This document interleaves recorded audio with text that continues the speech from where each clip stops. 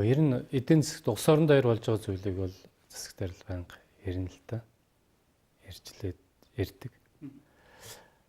Ер нь бол ингээд цалин нэмэхтэй холбоотой энэ асуудлууд чинь бид нар нэлээд удаан хугацаанд ярьж байгаад шийдсэн. Энэ хэмжээнээс одоо өөрчлөгдөд явах юм бол эдийн засагт үзүүлэх сөрөг үр нөлөө нь их. Өөрөөр хэлбэл Монгол улс өөр тавьж цалин нэмнэ л гэсэн. Ер нь бол өөр. Тэгэхээр өөр ямар хэмжээний дарамт учруулдгийг бид нар өөртөө мэдчихэж байгаа шүү дээ. Одоо зээл аваад бизнес эрхэлдэг, зээл аваа хүүхдээ сургаа явж байгаа юм. Тэр зээлийн хүү зээлээ төлөх гэж ямар юм болдгийг бид нар бүгдээрээ л мэдж байгаа. Яг тэрүүнтэй адилхан асуудал одоо улс төр байж байгаа шүү дээ. Анх энэ 12 оны одоо төсөв анх 1 сарын 1-нд байдлаар санаж байна л. Авсан зээлийнхээ хүүд Монгол Улсын засгийн газар 37 тэрбум төгрөг төлдөг гэсэн. 37 тэрбум. Тэгсэн чи одоо энэ сангийн сайдын ажлыг авчих 1.4 их найт төгрөгийг 1.4 их найт төгрөгийг зөвхөн авсан зээлийнхээ хүүд төлж байгаа 1.4 их найт. Гэтэл Монгол Улсын нийт одоо тэтгэврийн одоо сан ба шүү дээ. Энэний хэмжээ 1.7 их найт төгрөг. Нийт тэтгэвэр ахмадууд болгодог тэтгэвэр. За бас нөгөө халамжаар болгодог тэтгэмжүүд шүү дээ. Энэ бүгдийнх нийлээ 1.7 их найт. Бараг тэрнтэй тэнцүү хэмжээний мөнгийг зөвхөн авсан зээлийнхээ хүүдэл төлжсэн. Тэгээ үүнийг ингээ болиулаа буулгаад ирээд ингээд энэ төсвийг ингээд зэгслээд явж байгаа л да. Тэгэхээр одоо дахиад эргээд төсөв дээрээс ийм их өндөр ачаал өгөө явахаар ийм их өндөр өртөө үед өрийн хэмжээ ингээд нэмэгдсэн үед эргээд энийг өр буулгахгүй өсгөх ийм хандлага руу орчод байгаа юм л да. Тийм учраас энэ дээр бол нэг өгүүлэлт бид нар байгаа одоо хэмжээндээ л хийх. Үүнээс гадна Улаанбаатар хотын утаа гэдэг хүн болгон Улаанбаатар хотын утааны асуудал бид нар шийдэх учиртай. Сургууль барих, цэцэрлэг барих. Энэ ажлуудыг ингээд зэрэг хийгээ явах хэрэгтэй. Тэгээд энийг бас би бол ойлгож байгаа олон хүн байгаа гэд би итгэж байгаа. Одоо сангийн ам дээр гэрээ хэлцлийнх нь тал нь биш л дээ. Гэхдээ энийг бол ойлголцох шаардлагатай. Гэхдээ байгаа эдийн засгийн нөхцөл байдлыг сайн ойлгох хэрэгтэй. Засгийн газрын хувьд бол эндээс өөр хөлбөр байхгүй шүү дээ. Бид нар байгаа бүх боломжоо дайчлал тавьсан. Цалинг 50% нэмнэ гэдэг чинь үндсэндээ 1 их найт төгрөг шүү дээ. 1 их найт төгрөг. Ийм хэмжээгээр одоо цалин нэмэгдэх шаардлагатай.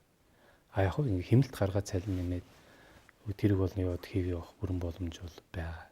Тэр нь ямар болгохтой хэмнэгдэх мөнгө мэнд бага л байхгүй. Тэгэхээр тэр хэмжээгээр цалин нэмэгдээд явна гэдэг бол зарчмын хувьд бол зөв. Энэ дээр бол засгийн газар бол ажиллаж байгаа.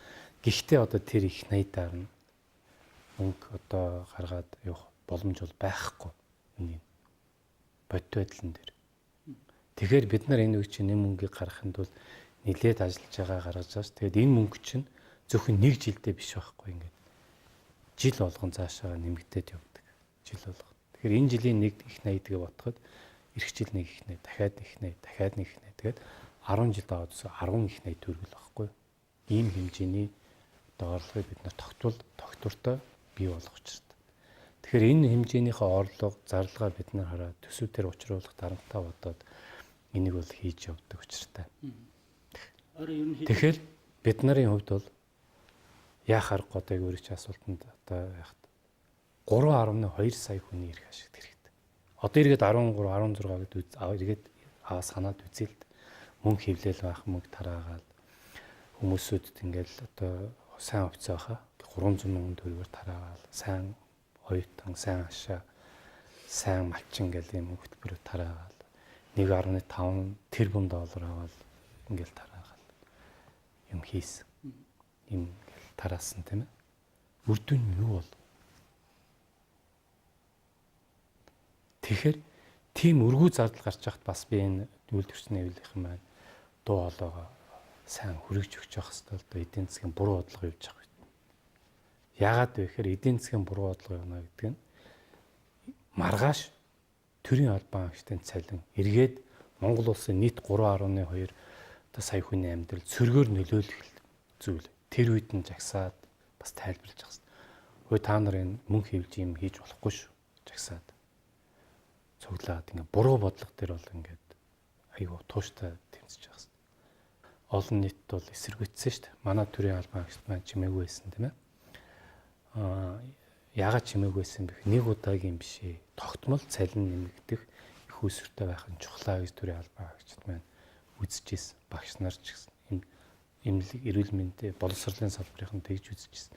Тийм учраас энэ нэргээд цалин бол нэмэгдэл болж явж байгаа. Үндсэн цалин нэмэгдэнэ гэдэг нэг удаагийн арга хэмжээ биш, тогтмол нэмэгддэг юм арга хэмжээ.